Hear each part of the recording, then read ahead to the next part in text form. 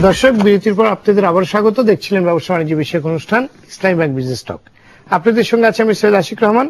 আমরা আলোচনা করছি বাংলাদেশের ব্যাংক ও বীমা খাত নিয়ে। জি জনাব মনসুর, বিরতির পূর্বে আমরা দীর্ঘমেয়াদী বিনিয়োগের ব্যাপারটা নিয়ে আলোচনা করছিলাম, সেটা যদি আপনি। দীর্ঘমেয়াদী বিনিয়োগ হচ্ছে ইনফ্রাস্ট্রাকচার রিলেটেড।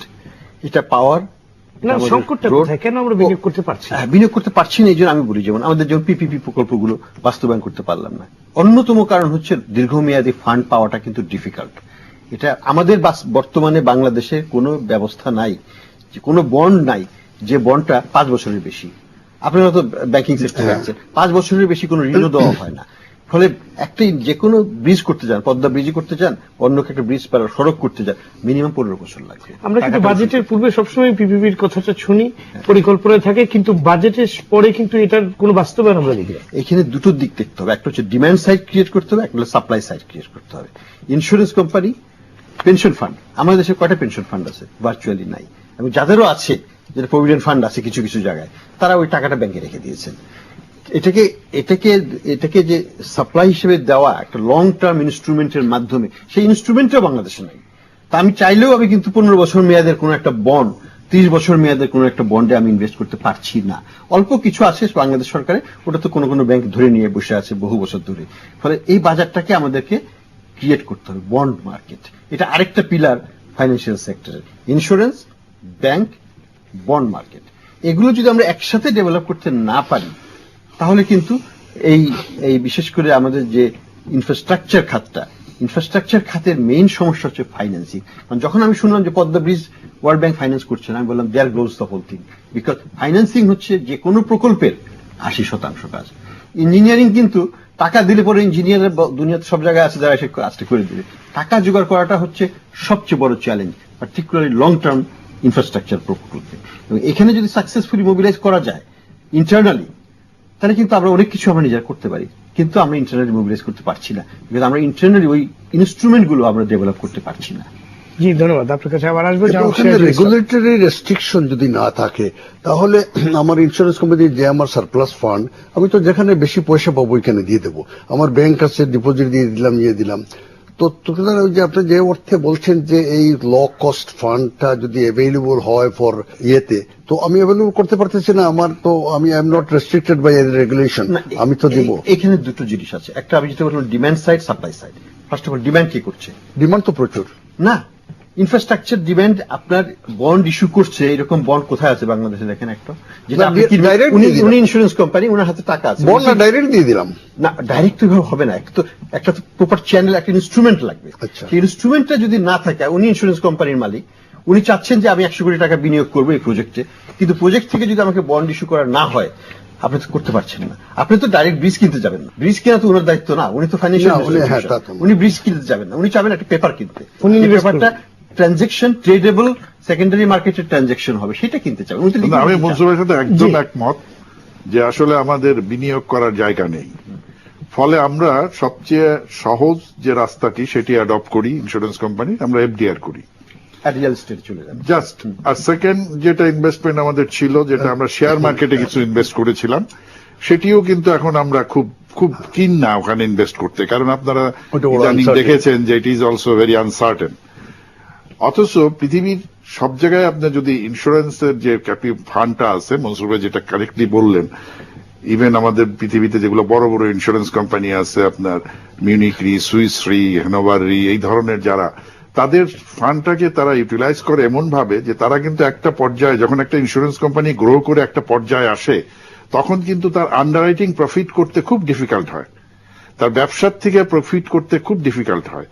তখন কিন্তু সে মেইনলি ডিপেন্ড করে তার ইনভেস্টমেন্ট প্রফিটের উপরে। আমাদের দেশে কিন্তু আমাদের এত টাকা থাকতেও আমাদের ইনভেস্টমেন্ট প্রফিট অত্যন্ত নগণ্য, because the return is very very low. আপনি এফডিআর ছাড়া আর আমাদের কোনো পথ নেই এই টাকাটি বিনিয়োগ করার। সেই কারণে আমি মনে করি ব্যক্তিগতভাবে যে উনি যেটা বললেন যে সরকার যদি এই ব্যবস্থাটা নেয় বা পিপিপির মাধ্যমে যদি আমরা সিকিউরিটি, আমাদেরকে আগে একটা সিকিউর করতে হবে যে আমরা এখানে বিনিয়োগ করতে পারি, তাহলে কিন্তু টাকার অভাব আসলেই আমাদের ইন্স্যুরেন্সের যে ফান্ড আছে, এটি কিন্তু বাংলাদেশের মতো দেশের অর্থনৈতিক উন্নয়নের ক্ষেত্রে একটা বিরাট ভূমিকা পালন করতে পারে। দেশের ইনফ্রাস্ট্রাকচার উন্নয়ন বলেন, অর্থনৈতিক উন্নয়ন বলেন, যে কোনো ক্ষেত্রে কিন্তু আমাদের এটা একটা বিরাট ভূমিকা পালন করতে পারে। এবং আপনি জানেন একসময় আমাদের যে অ্যাসোসিয়েশনের যিনি চেয়ারম্যান ইন্স্যুরেন্স অ্যাসোসিয়েশনের, উনি সরকারকে অফারও দিয়েছিলেন পদ্মা সেতুতে বিনিয়োগ করার জন্য, বাট সেটি কিন্তু এখন চাপা পড়ে গেছে। এটার আর কোনো মানে আলাপ আলোচনা নেই। যদিও আমরা ফান্ডের অভাবে পদ্মা সেতু এখনো করতে পারছি না বলে আমি মনে করি, বাট এখানে একটা অফার্ড ফান্ডও কিন্তু আমরা ইউটিলাইজ করতে পারলাম না। সো আমাদেরকে বিনিয়োগ করার যদি সুযোগ করে দেওয়া হয়, we have enough money to invest. জি ধন্যবাদ, অনেক সুন্দর একটি তথ্য আপনার কাছে জানলাম। আপনি যদি আমাদেরকে বলেন যে ইন্স্যুরেন্স অ্যাক্টটাকে আপনি কিভাবে দেখছেন 2013? না, ওই যে ইন্স্যুরেন্স অ্যাক্ট, আমার খুব থরো নলেজ ইন্স্যুরেন্স অ্যাক্ট নাই, জাস্ট ইয়েতে আমি আগে যে কথাটা বলছিলাম যে এই নতুন সালে একটা ইন্স্যুরেন্স অ্যাক্ট হয়েছে, অ্যামেন্ডমেন্ট হয়েছে, রেগুলেশন হয়েছে, ইয়ে হয়েছে।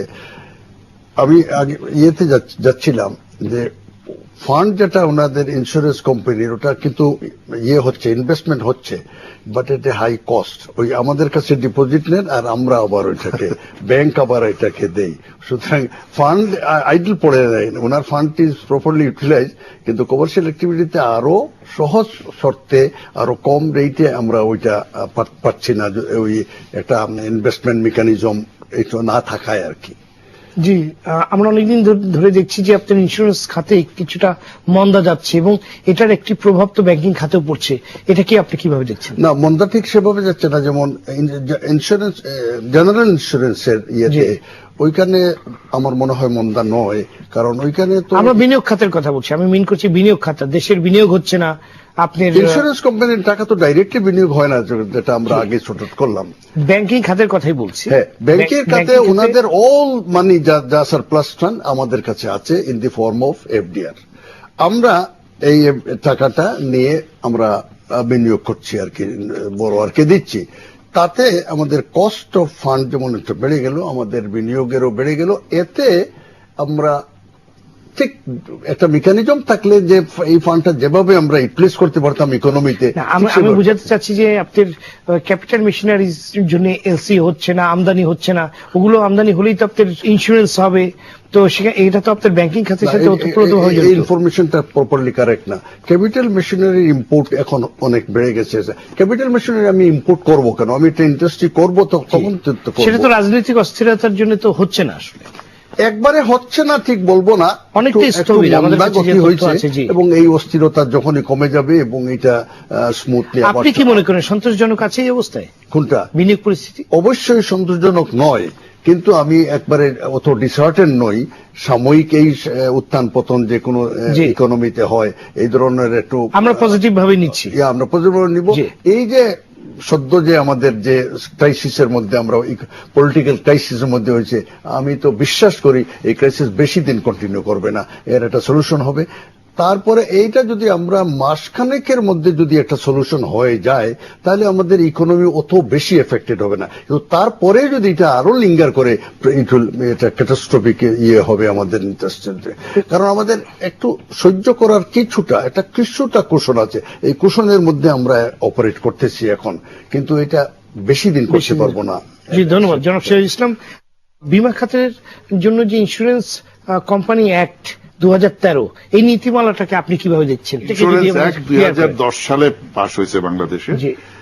তার আগ পর্যন্ত ধরেন এটা আমরা যে বাংলাদেশে যে ইন্স্যুরেন্স ট্রানজাকশন যেটা চলতো, ব্যবসা যেটা চলতো, সেটা 1938 এর যে অ্যাক্ট ছিল সেটা অনুযায়ী আমরা চলতাম। এবং সেটা পাকিস্তান হওয়ার পরে পাকিস্তানে অ্যাডপ্ট করা হয়েছে, বাংলাদেশ হওয়ার পরে বাংলাদেশেও 72 সালে এটা অ্যাডপ্ট করা হয়। আপনার 2010 সালে এখানে ইন্স্যুরেন্স অ্যাক্ট দুইটা পোর্শন হয়েছে মেইনলি। একটা হচ্ছে ইন্স্যুরেন্স অ্যাক্ট হয়েছে একটা নতুন, আর একটা হচ্ছে insurance regulatory act. Insurance act 1938 এর আওতায় ছিল যে একজন চিফ কন্ট্রোলার ছিলেন, নর্মালি উনি বাণিজ্য মন্ত্রণালয়ের থেকে একজন এডিশনাল সেক্রেটারি র্যাঙ্কের একজনকে দায়িত্ব দেওয়া হতো এবং সে এই রেগুলেশনের কাজটা করত। ইট ওয়াজ এ ভেরি, আপনি বলতে পারেন যে খুব লো প্রোফাইল একটা অফিস ছিল, এবং এতগুলো ইন্স্যুরেন্স কোম্পানি এবং এত বড় একটা ইন্ডাস্ট্রিকে কন্ট্রোল করার মতো তাদের না ছিল জনবল, না আছে তাদের দক্ষতা, এবং তারা একজন সরকারি কর্মচারী। সুতরাং যেটা হাফিজ ভাই বললেন যে আসলে ইন্স্যুরেন্সের আমাদের যেভাবে ডেভেলপমেন্ট হওয়ার কথা ছিল, আমরা এক্সপেক্টেড ডেভেলপমেন্ট আমরা পাইনি। বাট ইন্স্যুরেন্সের কিন্তু আমাদের গত 8-10 বছরের যে গ্রোথ, এটা কিন্তু satisfactory. It is around 12-16% vary করছে প্রতি বছর। সুতরাং সেদিক দিয়ে আমরা হতাশ হওয়ার মতো কিছু নয়। তো ইন্স্যুরেন্স অ্যাক্টের যেটা আপনি বলছেন 2010 সালে যেটা পাশ হয়েছে, সেখানে পার্থক্যটা হলো যে আগে ছিল একজন চিফ কন্ট্রোলার, তার আন্ডারে একটা রেগুলেটরি অথরিটি ছিল।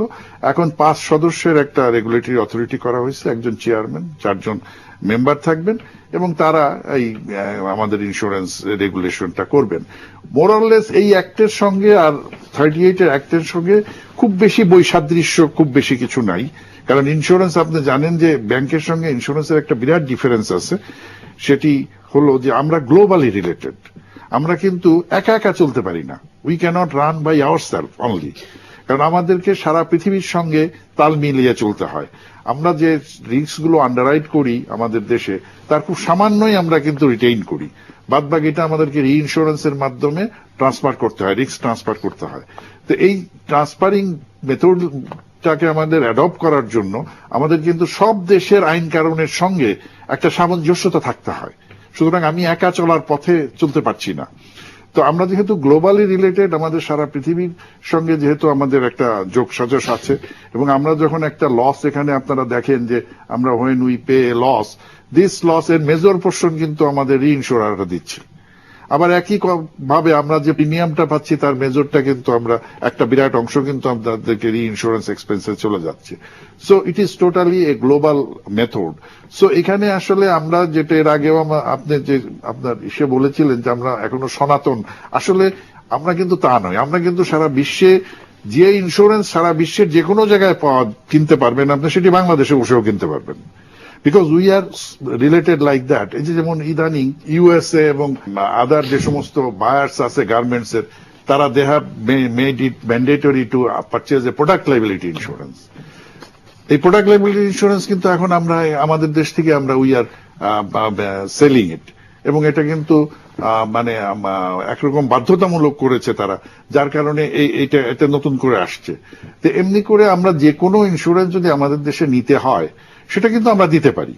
বাট আমাদের দেশের সমস্যাটা হয়েছে যে আমাদের দেশের যেহেতু কোনো ইন্স্যুরেন্স কালচার নেই, সেহেতু আমাদের দেশের লোকজন they don't feel that they should purchase a insurance. তারা কোন পর্যায়ে ইন্স্যুরেন্স কতটুকু পপুলার আমাদের দেশে, যারা বাধ্য ইন্স্যুরেন্স কিনতে তারাই শুধু কিনছে, ভলেন্টিয়ারলি কেউ ইন্স্যুরেন্স কিনছে না। আজকে হাফিজ ভাই যেটা বললেন যে ব্যাংক লোন দিতে হলে বলে যে আমার লোন পোর্শন ইন্স্যুরেন্স থাকতে হবে অন্তত, এবং সেটা কিন্তু আমাদের জন্য একটা বিরাট সমস্যা। আমরা দেখছি যখন একটা পলিসি আমরা ইস্যু করছি, একটা প্রজেক্টের দাম হয়তো 400 কোটি টাকা, একটা প্রজেক্টের ভ্যালু, ব্যাংকে থেকে সে লোন নিছে 200 কোটি টাকা, আর 200 কোটি টাকা তার সেলফ ফাইন্যান্স। সে যখন ইন্স্যুরেন্স করতেছে তখন সে 200 কোটি টাকার ইন্স্যুরেন্স করতেছে। He is not purchasing A insurance for 400 crores, কারণ সে ওই সেভ করতে চাচ্ছে টাকা। কিন্তু যখন কোনো ক্যাজুয়ালিটি আসছে তখন কিন্তু তাকে আমরা ক্ষতিপূরণ যখন দিতে যাচ্ছি তখন কিন্তু naturally under insurance is applying. So যার ক্ষতি হওয়া পূরণ পাওয়ার কথা ছিল সেটা সে পাচ্ছে না, ফলে সে ইন্স্যুরেন্সের প্রতি বিমুখ হচ্ছে। কিন্তু সে যে ইন্স্যুরেন্স কেনার সময় যথাযথভাবে কিনছে না, এটি কিন্তু আমরা তাকে সচেতন করতে পারছি না। বাট ইদানিং আমরা একটা ভালো জিনিস দেখছি, যেটা আমার কাছে খুব ভালো লাগছে, যে যারা বড় বড় ক্যাপিটালিস্ট বাংলাদেশের, তারা কিন্তু দে আর নাও ইন্টারেস্টেড অ্যাবাউট ইন্স্যুরেন্স, এবং তারা নিজেরাই কিন্তু এখন আগ্রহী এবং আমাদের সঙ্গে তারা বিভিন্নভাবে যোগাযোগ করেন।